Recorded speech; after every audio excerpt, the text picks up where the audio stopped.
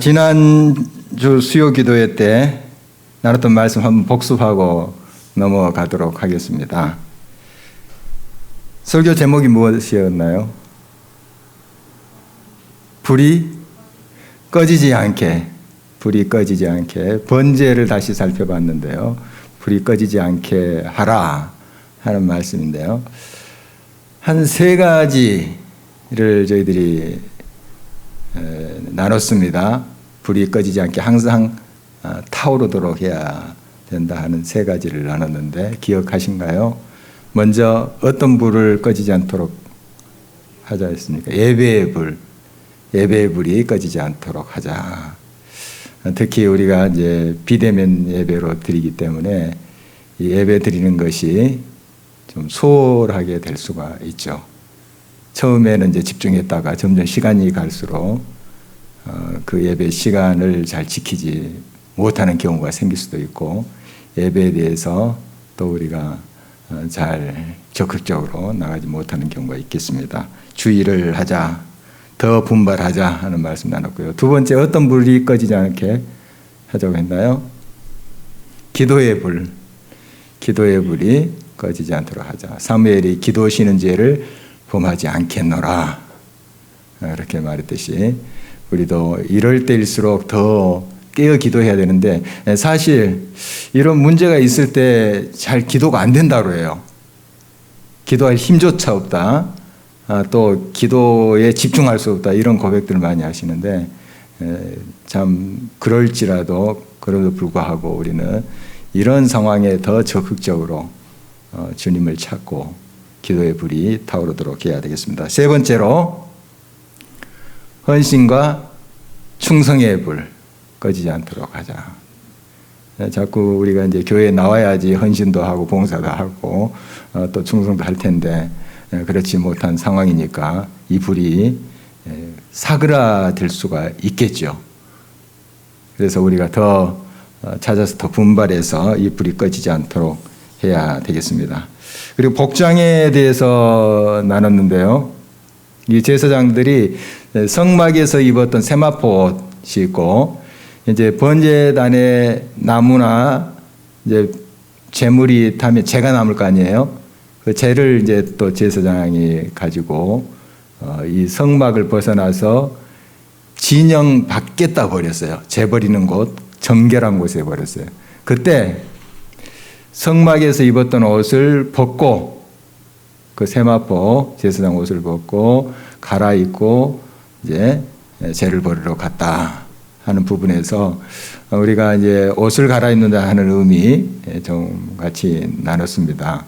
그냥 뭐 옷 갈아입었겠다 이런 것보다도 한번 옷 맨무새를 또 다듬고 하면 좀 마음가짐을 좀 정리해 볼 수가 있잖아요. 또 돌아볼 수 있고, 그런 의미에서 옷을 갈아입자 하는 말씀 나눴습니다. 오늘은 이제 소제에 대해서 또 같이 나눌 텐데요. 소제, 그러니까 곡식을 빻아서 드렸던 예배죠. 제사입니다. 그래서 이 소가 한자로 무슨 뜻이라 했어요? 희다, 힐소. 그래서 이제 곡식을 빻으면 하얗게 되죠. 이게 정결함, 뭐 이런 의미도 있겠습니다. 또 이제 빻았다 하는 것은 뭐 헌신의 의미도 있겠고요. 하나님 앞에 거룩하게 드렸던 예배인데요. 이 예배를 쭉 보면 기름이라는 단어가 많이 나옵니다. 꼭 소제만이 아니라 기름 많이 나오죠. 여러분 쭉 레위기 말씀 보면은 기름을 뭐 발랐다, 또 기름을 떼어서 그걸 이제 태웠다, 뭐 이런 기록을 우리가 많이 볼 수가 있어요. 기름이 이렇게 여러 가지 나오는데요. 이제 우리말 성경은 기름 이렇게 한 가지로 나오는데, 사실 영어로 보면은 좀 다르게 나옵니다. 한번 자막을 보실까요? 여러분 여기 앉아 계신 분들 프린트물 뒷면에 보면 나와 있습니다. 먼저 이제 동물의 기름을 떼어서 태웠다. 우리 성경에 이렇게 돼 있죠. 이게 이제 영어로 지방입니다. 지방. 지방을 떼서 이렇게 태운 거죠.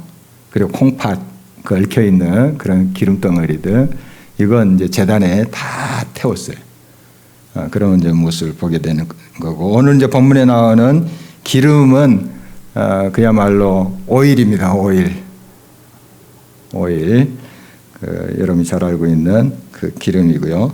또 이따 살펴볼 기름 부음이라는 표현이 나옵니다. 제사장들에게 기름을 부었다 할 때는 anointing, 기름 부음. 이때 이제 붓는 기름은 좀 달라요. 아까 이제 오일은 이제 감람류 뭐 이런 또 여러 특수 제작된 그런 이제 오일인데요. 보통 우리가 사람이 먹을 때 쓰는 그런 오일이 아니에요. 특수 제작된.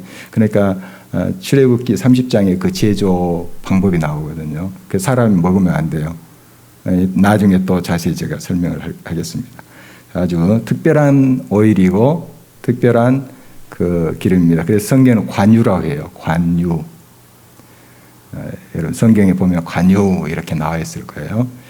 어쨌든 이런 것들을 이제 이제 볼 텐데요.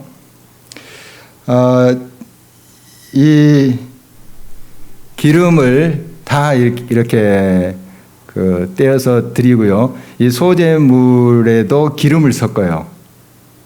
기름을 섞어서 이제 태워드립니다. 태워드리는데 본문 15절 한번 볼까요? 오늘 본문 말씀 15절을 한번 주목해 보십니다. 그 소재의 고운 가루 한 움큼과 기름과 소재물 위에 유향을 다 가져다가 기념물로 제단 위에서 불살라 여호와 앞에 향기로운 냄새가 되게 하고, 이 소재 고운 가루 한 움큼 딱 지어서 그에 이제 기름 이렇게 얹고요.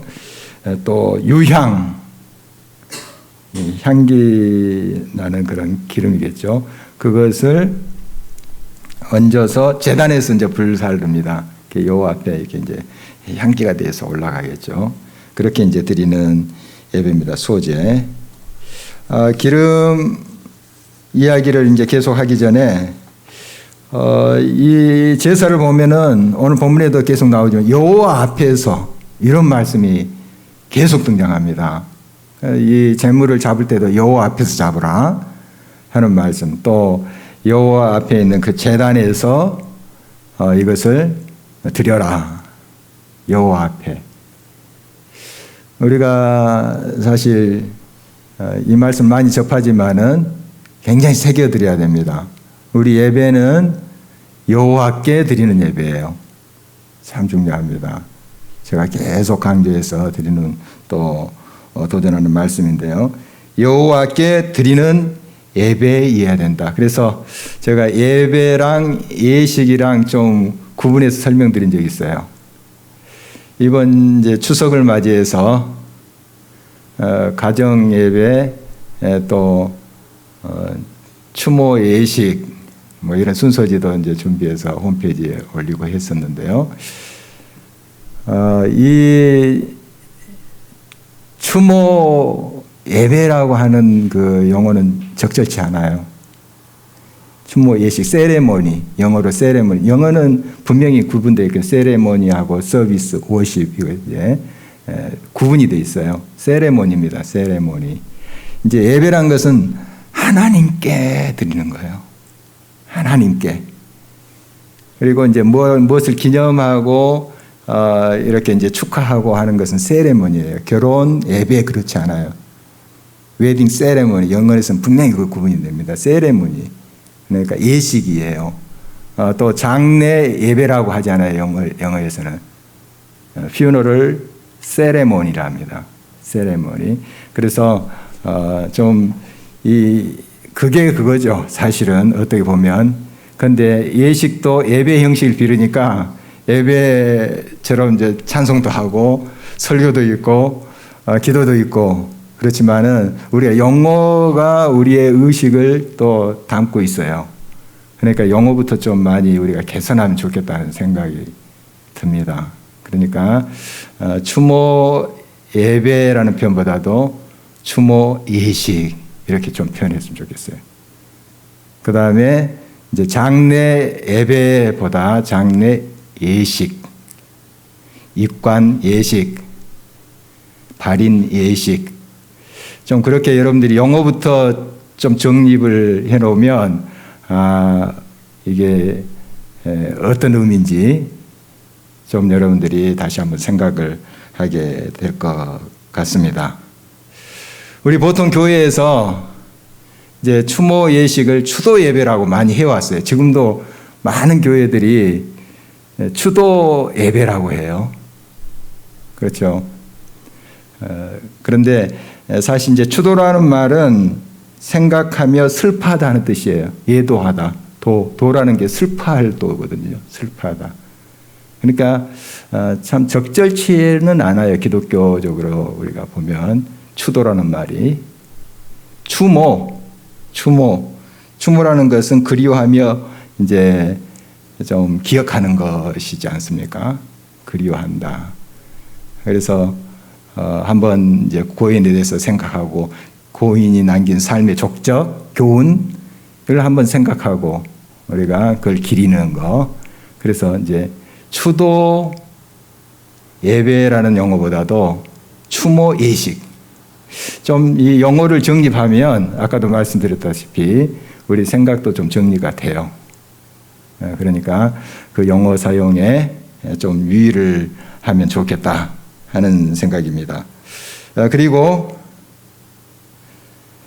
지난번에 어떤 분의 이제 장례식장에 갔더니 우리 기독교인인데도 삼가 고인의 명복을 빕니다. 이렇게 해서 화환을 걸어놨더라고요. 그런데 이 명복이라는 것은 이제 그 불교적인 용어죠.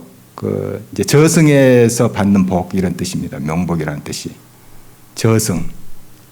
우리 기독교에서 뭐 저승에서 뭐 복을 받고 그런 것 없잖아요. 그래서 이 용어는 삼가는 게 좋겠습니다.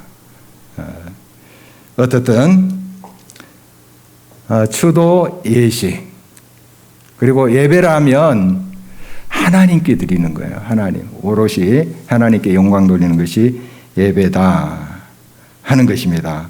오늘 아침 이제 묵상 본문이 고린도후서 4장 1절에서 18절인데요.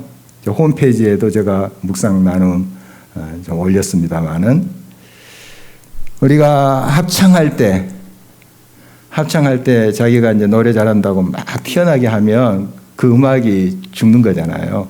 아무리 그냥 훌륭한 성악가라도 그 합창할 때는 이제 솔로로 나올 때는 이제 자기의 목소리 또 자기가 최선을 다해서 이렇게 부르면 되는데 이제 합창할 때 하모니 이룰 때 막 자기가 목소리 크고 잘한다고 막 튀어나게 하면 그 음악이 죽는 건 아니겠어요?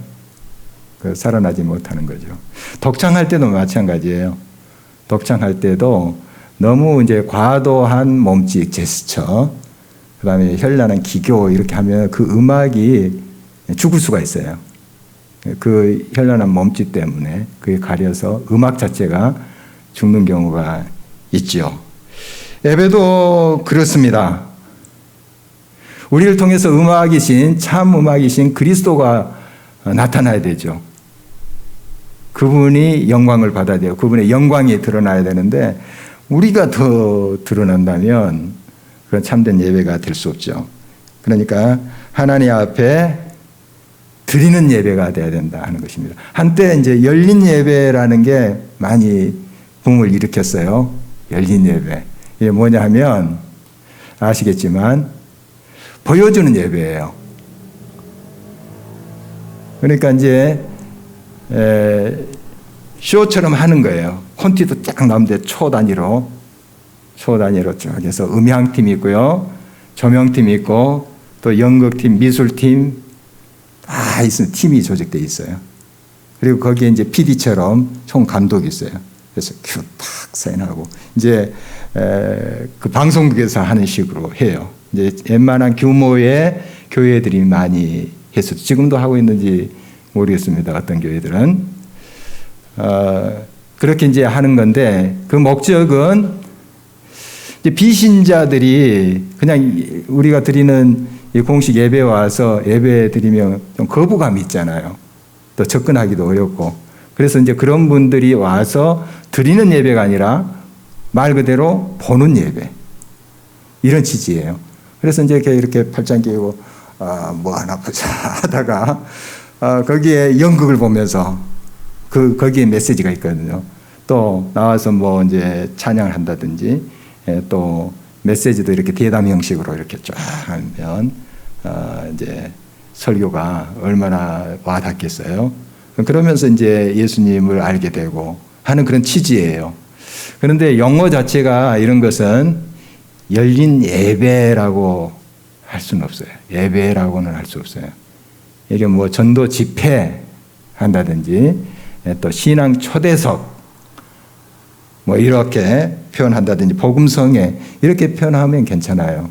그런데 예배는 드리는 거예요. 하나님께 드리는 거예요. 그러니까 열린 예배라는 용어 그 자체는 적절치 않다 하는 거예요. 제가 왜 이렇게 길게 이 예배에 대해서 이야기하냐면은 참 중요해요. 지금 뭐 소재뿐만 아니라 여러 가지 예배가 있잖아요. 하나님께 드리는 예배가 돼요. 하나님이 받으시는 흠양하시는 예배가 돼야 돼요. 그런 의미에서 우리가 이 용어 자체도 잘 정리해야만 된다 하는 걸 강조하는 것입니다. 다시 이제 기름으로 돌아가 보겠습니다. 이 기름 보면 아까 소재에 유향도 넣고 기름도 넣고 해서 이제 태워드린 거죠. 그리고 제사장 이임식 때 그 제사장에 기름을 부었어요. 여기도 이제 기름이 또 등장하는데요. 20절, 21절 한번 볼까요? 20절, 21절만 제가 읽겠습니다. 아론과 그의 자손이 기름 부음을 받는 날에 여호와께 드릴 예물은 이러하니라. 고운 가루 10분의 1 예바를 항상 드리는 소제물로 삼아 그 절반은 아침에 절반은 저녁에 드리되 그것을 기름으로 반죽하여 철판에 굽고 기름에 적셔 썰어서 소제로 여호와께 드려 향기로운 냄새가 되게 하라. 이제 아론과 그의 자손이라면 제사장들이죠. 기름 부은 날 이임식이 이제 나오는데요. 이임식 제사장이 되는 그런 날에 이 기름 부음을 받았다 하는 것인데요. 그 이임식에 대해서는 더 자세하게 나중에 8장에 나옵니다. 그때 우리가 더 살펴보기로 하고요. 어떻든 이 기름 부음 이건 이제 아까 말씀드린 관유를 부은 겁니다. 그리고 이제 제단에 기름을 바르기도 하고요. 또 성소 안에 여러 이제 기구들 있죠. 향단 또 여러 그 촛대라든지 진설병 그 상이라든지 뭐 이러한 기구들이 있어요. 나중에 우리가 또 자세히 살펴볼 텐데요. 거기에다가도 기름을 발라요. 기름을 바릅니다. 이제 그 기름은 아까 말씀드린 관유예요. 관유. 계속 이 기름에 대해서 좀 나올 겁니다. 그때 조금씩 더 설명드리도록 하겠습니다. 먼저 그러면 이 기름을 바른다, 뭐 부은다 하는 의미가 뭘까? 한 세 가지 이런 걸 살펴볼 텐데요. 첫째로 헌신이에요. 헌신. 다 드린다. 그리고 기름 발라서 태워요. 또 아까 그 지방 덩어리도 이제 이 서구에도 이 기름의 개념이 있어요. 우리나라만 그런 게 아니고 지방 덩어리, 기름 이런 개념이 있습니다. 이거 다 태워드리는 거죠. 다 태워드리는 거, 헌신 다 드린다, 다 쏟아붓는다. 이런 이제 의미가 있어요. 요한복음 12장 보면 6월절 엿새 전에 예수님께서 베다니 예루살렘 근교에 가셔요. 거기에 누구 집이 있냐면 나사로, 마리아, 마르다 이 남매 집이 있어요. 거기에서 이제 계셨을 때 일인데 그 마리아가 그 향유 옥합을 이제 깨뜨려서 예수님 발에 붓고 그 머리로 이제 그 닦는 장면이 나오죠. 참 비싼 거예요. 굉장히 비싼 건데 300데나리오니까 한 노동자의 1년 그 지혜 그런 임금이 될 수 있어요. 그러니까 우리 돈으로 이제 정확히 환산은 안 되지만 한 3천만 원 이상짜리 되는 그 비싼 거잖아요. 그걸 쏟아 붓는 그런 장면 나와요. 이게 이제 헌신의 의미가 있거든요. 다 쏟아. 자기가 얼마나 아까워하는 거겠어요. 그 당시에 이 향유라는 것은 굉장히 귀한 것인데 자기가 정말 어떻게 보면은 전 재산으로 여기는 그런 것을 쏟아 부어버린 거잖아요. 헌신이에요. 이게 헌신입니다. 바로 기름을 발랐다 하는 것은 그런 헌신에 자기의 모든 것을 내드립니다 하는 그런 의미가 있습니다. 우리가 이제 몸된 교회를 위해서 여러 가지 이제 헌신을 하죠. 오늘 또 이제 예배 순서를 또 찬양을 위해서 이렇게 헌신하는 거, 음향 담당하고 또 재정을 또 담당하고 또 요즘 그룹폰 문제로 참 이리저리 뛰어다니고 이렇게 헌신하는 거. 누가 월급 줍니까? 일당 줍니까? 다 쏟아붓는 거잖아요. 주님을 위해서. 주님을 위해서. 그게 헌신이에요. 헌신. 헌신의 의미가 있죠. 이제 그게 또 두 번째로 성별의 의미가 있습니다. 성별. 거룩하게 구별했다 하는 뜻인데요. 이 기독교 문화 외에 타 문화권에서도 이런 것이 발견돼요. 싸움터에 나갈 때 또 맹수사냥을 갈 때 이 기름을 발랐대요. 어떤 신성의 의미, 신적인 이제 어떤 능력을 입었다 하는 의미로 타 문화권에서도 이런 이제 의식을 치르고 간대요. 우리 이제 기독교도 또 성경에 보면 그런 의식이 나오는데 성별했다, 하나님께 드렸다 하는 그런 큰 의미가 있겠습니다. 하나님께 드리는 소재물 아무나 만지거나 먹지 못했어요. 그러니까 일반인이 이 소재물을 가지고 와서 드릴 때 이제 일부는 한 움큼 지어서 아까 기름 바르고 유황 바르고 태웠잖아요. 그리고 나머지 있잖아요. 나머지는 제사장들이 먹었어요. 그것도 밖에 가지고 가서 먹지 않고 성막 뜰에서만 먹었어요. 참 이게 중요하거든요. 거룩한 거다. 그 만지면 거룩해지느니라 이런 말씀도 있잖아요. 만지기만 해도. 그러니까 아무나 만지지 못해요. 제사장들이 만졌다 하는 의미예요. 일반 백성들은 이렇게 기름 또 향유 붓는 그 소재물에 이제 더 이상 손을 못 댑니다. 참 구별되어 있죠.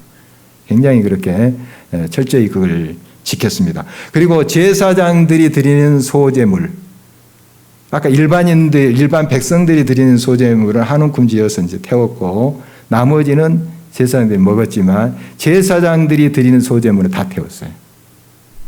자기들 먹지 않았어요. 그런 이제 구분이 있습니다. 얼마나 이제 이런 것들이 이 하나님께 드리는 예물을 성별했는가 하는 거예요. 그래서 이 사람에게나 사물에 이 관유를 이렇게 칠한 것은 무슨 의미냐면 하나님께 드렸다는 뜻이에요. 하나님께 드렸다. 하나님 것이다 하는 거예요. 하나님 것이다. 그래서 그걸 사람이 취할 수가 없습니다. 하나님께 구별됐기 때문에 성별했기 때문에 오롯이 하나님께 드려야 되었던 것이죠. 이 장막 있었고 성막이 있었는데요. 이스라엘 백성들이 광야 생활할 때 거의 뭐 크게 다르지는 않았을 거예요.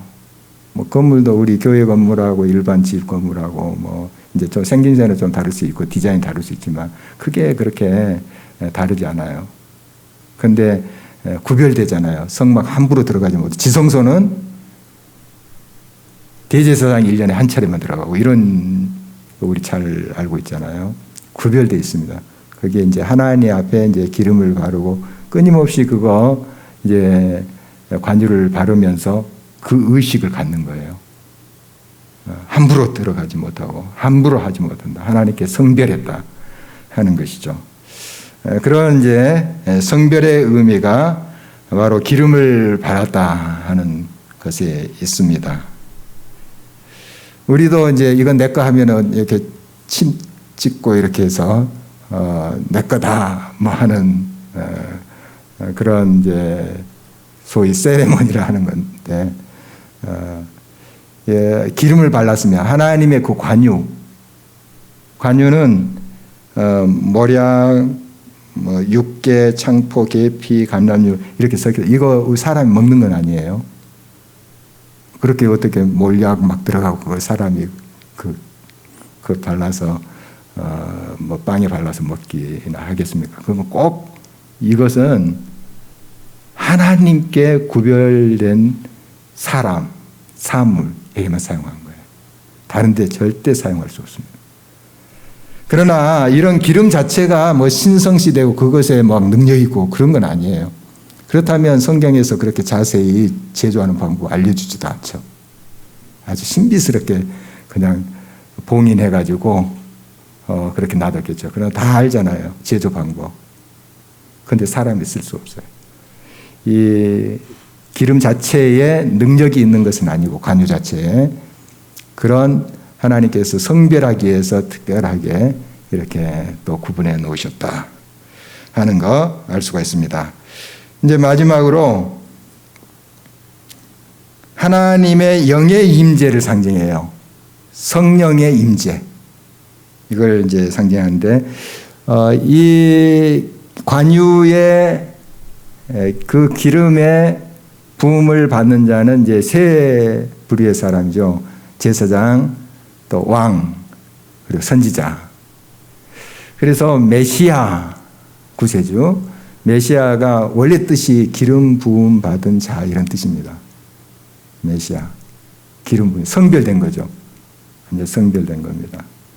하나님께 이제 바쳐진 것을 의미하죠. 다윗도 보면 이제 기름 부음을 받고 왕이 되고 하는 그런 기사를 우리가 성경에서 볼 수 있어요. 선지자들도 다 그러거든요. 성별됐다. 하나님 앞에 구분되어서 이제 바쳐진 사람이다. 이런 의미가 있습니다. 이제 성경에 보면 이 기름 부음을 받았다 하는 것이 성령의 충만함을 받았다 하는 것과 동일시대에서 나오는 것이 많이 발견됩니다. 요한일서 2장 20절에 보면 너희는 거룩하신 자에게 기름 부음을 받고 모든 것을 아느니라. 기름 부으심 받다. 이게 성령의 충만함을 의미하는 거예요. 모든 것을 아느니라. 주님께서 가르친 그 말씀을 너희들이 알고 깨닫느니라. 성령의 충만하면 말씀이 보여요. 우리가 아무리 지식이 있고 아무리 학식이 뛰어난다 할지라도 이 성경을 제대로 우리가 만날 수 없습니다. 이해할 수 없어요. 창세기 1장 1절부터 이제 막혀요. 말씀으로 천지를 창조했다. 이게 세상 지식으로 어떻게 이해가 되는 거예요? 아무리 많이 배우고 많이 또 정말 지식을 쌓는다 할지라도 이거 이해가 안 되는 거예요. 성령의 기름 부으심이 있을 때 믿어지는 거예요. 이게 신비하죠. 그러니까 이 성령을 우리가 충만히 받을 때 말씀이 깨달아져요. 보여요. 말씀이 들려요. 성령으로 기록된 말씀이기 때문에 그렇죠. 그래서 이 성령의 기름 부으심을 받았다 하는 표현을 우리가 많이 쓰고 있는 것입니다. 우리 예수님께서 이 땅에 이제 사역하실 때 육신으로 오셨죠. 삼위일체 하나님, 전지전능하신 하나님이세요. 그런데 우리와 같은 육신으로 오셨어요. 한계를 가진 인간의 몸으로 오셨죠. 그래서 이제 성경에 이런 표현들이 많아요. 성령이 이제 비둘기같이 그에게 임했다. 물론 성령이 충만하신 분인데 그런 표현이 나온 거예요. 인간으로 오셨기 때문에. 그리고 성령의 기름 부으심으로 함께해서 그가 사역을 했다 하는 표현들이 많이 나옵니다. 그래서 사도행전 10장 38절에도 하나님이 나사렛 예수에게 성령과 능력을 기름 붓듯 하셨나니 하는 표현이 나옵니다. 그러니까 인간의 몸으로 우리 예수님이 와서 근데 이제 성부 하나님께서 성령을 부어주셨다. 그래서 두루 다니시며 병자를 고치시고 또 귀신을 내쫓으시고 천국 복음을 증거하셨다. 이런 이제 기록이 나오거든요. 그러니까 이제 기름 부으심, 이게 이제 성령의 임재로 많이 이제 표현되고 있는 것을 보게 됩니다. 이사야 61장 1절 말씀, 우리가 많이 또 묵상하는 말씀인데 한번 보실까요? 주 여호와의 영이 내게 내리셨으니 이는 여호와께서 내게 기름을 부으사 가난한 자에게 아름다운 소식을 전하게 하려 하심이라. 나를 보내서 마음이 상한 자를 고치며 포로된 자에게 자유를, 갇힌 자에게 노임을 선포하며. 여기도 이제 하나님의 영이 임했다 하는 건 이제 기름 부으심의 모습으로 설명을 하고 있습니다. 이 말씀이 누가복음 이제 4장에 예수님이 이제 사역하실 때 예수님에게 적용이 되는 말씀이죠. 성령이 기름 붓듯 그에게 임해서 그의 사역을 또 하셨다 하는 것으로 표현이 되고 있습니다. 바로 이제 이 성령의 충만함으로 하나님의 일꾼들은 사역을 감당했습니다. 성령의 기름 부으심 없이, 성령의 임재 없이 그들은 하나님의 일을 할 수가 없었습니다. 엘리야도 성령이 충만할 때 갈멜산에서 바알 선지자 450명을 상대해서 싸워 이기잖아요. 그런데 성령의 충만함이 없을 때는 두려워요. 또 도망가잖아요. 이세벨 칼이 무서워서. 그리고 죽여주십시오 하면서 이제 두려워하는 모습 보게 되는데요. 성령의 충만함으로 일을 감당해요. 하나님의 일은 그런 거예요. 하나님의 역사는 성령의 기름 부으심에 의해서 감당할 수가 있다는 것입니다. 요엘서 2장 28절 말씀, 우리가 많이 또 묵상하는 성경 구절인데요. 그 후에 내가 내 영을 만민에게 부어주리니 너희 자녀들이 장래일을 말할 것이며 너희 늙은이는 꿈을 꾸며 너희 젊은이는 이상을 볼 것이며. 그렇죠. 하나님의 영, 성령이 임할 때 신비한 것을 보게 되고 듣게 되고 하는 거죠. 하나님의 뜻은 그렇게 이제 알아가는 것입니다. 성령의 임재 없이는 하나님을 알 수도 없어요. 볼 수도 없고 들을 수도 없어요. 우리가 이 성경 말씀 본다고 하지만 지식적으로 뭔가 깨닫고 이해된다고 하지만 말씀을 인격적으로 생명으로 만나지 못해요. 성령의 기름 부으심 있어야 돼요. 그래야만이 우리가 말씀을 만날 수가 있습니다. 사도행전 2장에 보면 그 유명한 성령 강림의 사건이 나오죠.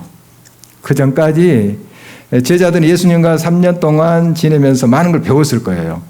또 보고 듣고 한 게 얼마나 많았어요. 3년 동안 예수님과 함께 했는데요. 숙식을 같이 했어요. 그냥 집에서 왔다 갔다 이렇게 한 것이 아니라 같이 다녔잖아요. 그러니까 얼마나 많은 걸 보고 느끼고 배우고 했겠어요. 그러나 이제 성령 충만을 받기 전에는 그들이 자기들의 의지, 자기들의 의협심, 이런 것 가지고 이제 하려고 했었죠. 그러나 성령 강림의 역사를 체험한 다음에 성령이 그들을 이끌어요. 성령이 그들을 눈뜨게 하고 길을 열게 만드세요. 그래서 베드로가 설교를 할 때 사람들이 저 갈릴리 어부 출신인데 무식한 사람인데 어떻게 저런 말씀을 전할까? 놀랬어요.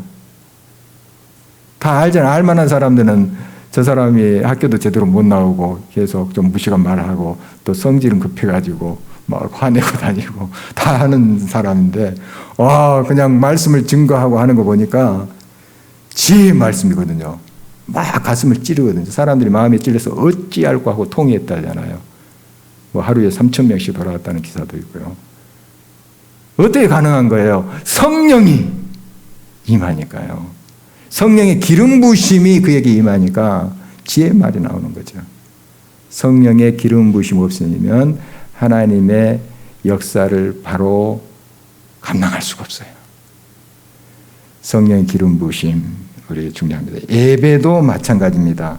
예배도 이 제자들의 사역은 성령의 기름 부으심이었고 또 그들의 삶은 성령의 기름 부으심 안에 예배였어요.